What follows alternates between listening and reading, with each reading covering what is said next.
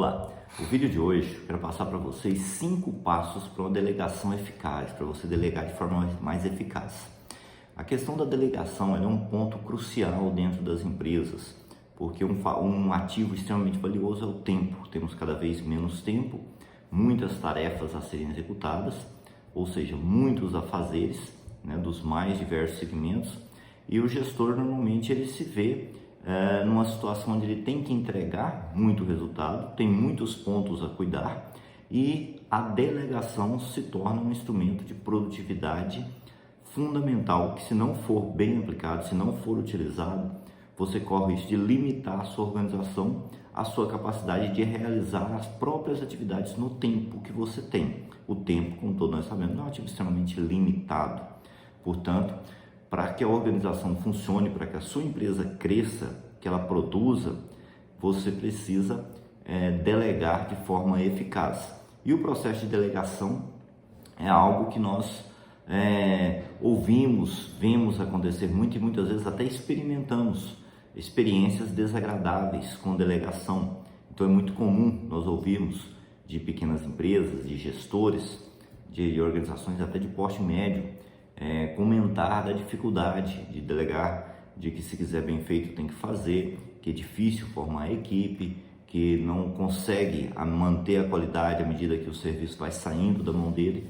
E isso são situações que um processo eficaz de delegação pode amenizar, pode resolver, e pode dar mais tranquilidade, além, evidentemente, de ser a única solução, o único caminho possível. Se você quer uma empresa que tenha condições de crescer, você precisa de equipe, precisa delegar e precisa que a sua equipe produza com níveis de qualidade altos para que a sua organização possa continuar crescendo de forma sustentável. Então vamos lá. Antes de passar para vocês esses 5 passos, eu peço para você que se inscreva no canal, se você não é inscrito, deixe o seu like, deixe o seu comentário e encaminhe esse vídeo para quem você achar que vai ajudar, ok? Primeiro passo para uma delegação eficaz é a escolha. Você precisa escolher adequadamente a pessoa. Obviamente que esse processo de escolha ele começa desde quando você contrata lá, o processo de seleção, de recrutamento, tudo isso é parte do processo de escolha.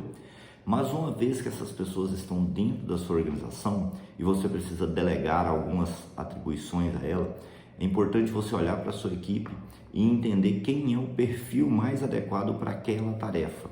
E aqui entram 2 armadilhas perigosas. A primeira delas é pegar aquela pessoa que tem mais facilidade para fazer tudo e ir acumulando funções nela, transferindo um problema que era seu para aquela pessoa. Então você tinha muitas tarefas, precisou começar a delegar e agora você começa a delegar tudo para a mesma pessoa porque ela está sempre pronta, ela é muito boa, e aí você vai criando um problema para essa pessoa, que ela começa a ter mais atividades do que é capaz de gerenciar, ela vai se tornar improdutiva, vai aumentar o nível de erros, certo? E muitas vezes isso pode gerar nela um estresse, uma estafa, e essa pessoa acaba saindo, desistindo da sua organização. Esse é o primeiro problema.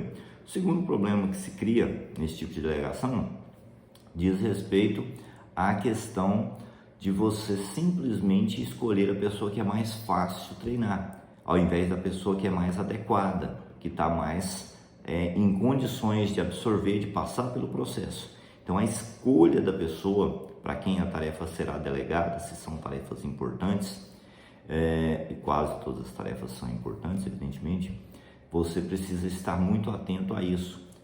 E sempre que for delegar uma tarefa de grande porte para algum dos seus colaboradores, verifique a rotina desse trabalhador, para identificar a adaptação, a facilidade dele de se adaptar a essa tarefa e se essa nova atividade ela cabe dentro da rotina desse colaborador. Porque se ela não couber na rotina dele, você precisa ou encontrar um novo colaborador para delegar ou reorganizar a rotina dele, tirar alguma atividade para substituir por essa, para que isso possa acontecer de uma forma que funcione, tá bem? Bom, então primeiro escolha bem. Segundo, treinamento. Raramente você vai conseguir delegar funções, principalmente se você tem empresas de porte médio para pequeno, raramente você vai conseguir encontrar um colaborador pronto fazer o que você precisa. O que é o necessário então? Treinamento. Você precisa treinar essa pessoa, e treinar essa pessoa, pessoal, é um ponto muito importante. Essa pessoa precisa de treinamento em quê? Para desenvolver as atividades que você precisa que ela desenvolva na sua empresa, tá? Não adianta pôr a pessoa para fazer 500 horas de treinamento por ano, se 450 dessas horas não tem a ver com o que ele vai fazer. Ele não vai melhorar a produtividade dele, ele não vai melhorar a assertividade, não vai melhorar o nível técnico para aquilo que precisa ser feito. Então, treinar naquilo que precisa ser executado. E esse treinamento, ele tem que ser feito em nível teórico e prático. Se você já está em fase de delegação, você vai treinando essa pessoa, ela pode começar fazendo pequenas etapas, trazendo isso, certo? Para que você possa dar a essa pessoa condições técnicas para fazer bem aquilo que você já fazia e que agora está sendo passado para ela. Então, o treinamento específico naquilo que ela precisa fazer é fundamental para um processo de delegação, tá? O terceiro passo é o acompanhamento. Então, você escolheu, você treinou, agora você vai acompanhar essa pessoa. O que é esse acompanhamento? O acompanhamento é você, à medida que entrega partes da tarefa para essa pessoa, você pega essas partes de volta, confere junto com essa pessoa, dando a ela o feedback do que funcionou bem, daquilo que precisa ser aprimorado, para que ela entenda as etapas e os porquês da tarefa. Isso é fundamental, essa fase de acompanhamento. E essa fase de acompanhamento, ela é uma fase que ela pode durar de 30 a 180 dias, depende do que você está treinando essa pessoa. Pode ser que em alguns casos até se estenda mais do que isso, certo? Esse acompanhamento por etapas, para que você consiga ter a certeza de que a pessoa entendeu, que ela consegue executar e que a qualidade vai ser mantida. Essa fase do acompanhamento, normalmente, é onde a gente vê que não acontece de forma adequada e é onde muitas vezes ou tem perda de qualidade ou o gestor acaba pegando a tarefa de volta, porque acha que ninguém consegue fazer. E na verdade, houve uma falha nessa fase do acompanhamento, não foi dado o acompanhamento necessário, tá? Então isso é fundamental, esse acompanhamento. A quarta fase é a supervisão. Enquanto na fase do acompanhamento de etapas você tem feedbacks muito constantes e por etapas, na supervisão a pessoa já passou pela fase do acompanhamento. Ela já foi treinada, ela já foi acompanhada, agora você vai fazer a supervisão. Então a supervisão pode ser ao todo, em relação à tarefa. Cada tarefa concluída em todas as etapas, é preciso que você verifique como que foi, qual o nível de satisfação, se isso é uma tarefa que tem impacto direto no cliente, como que o cliente se sentiu satisfeito, se é uma tarefa que impacta na equipe, como que foi a recepção da equipe, se é uma tarefa que se reporta diretamente a você, dá um feedback do todo, de prazo, de qualidade, de acerto. Então é importante essa supervisão, e essa supervisão evidentemente ela vai ser permanente.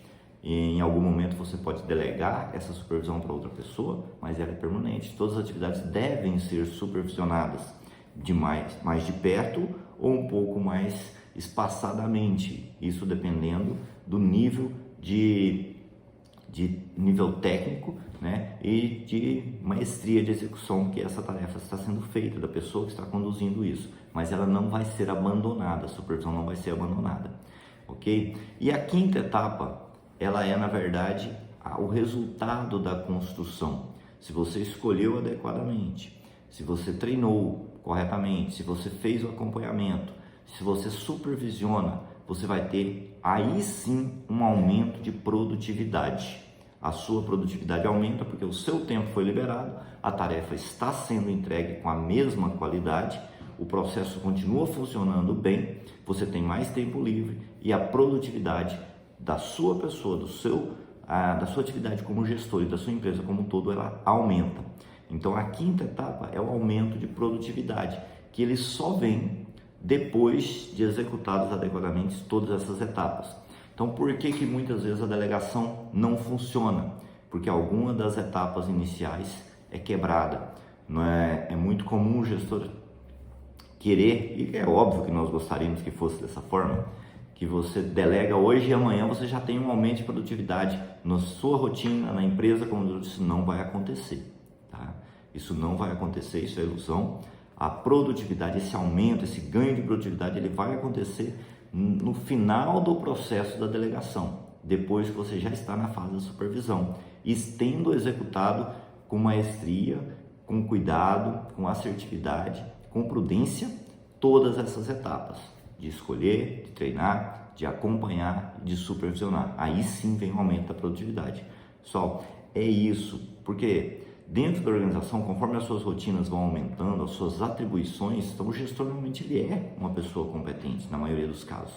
Então fazer para ele, executar é fácil. Fazer com que os outros façam com maestria, com perícia, é que é um pouco mais complicado. Mas essa complicação ela pode ser resolvida com esse processo de delegação, corretamente aplicado. Ok? Só até o próximo vídeo.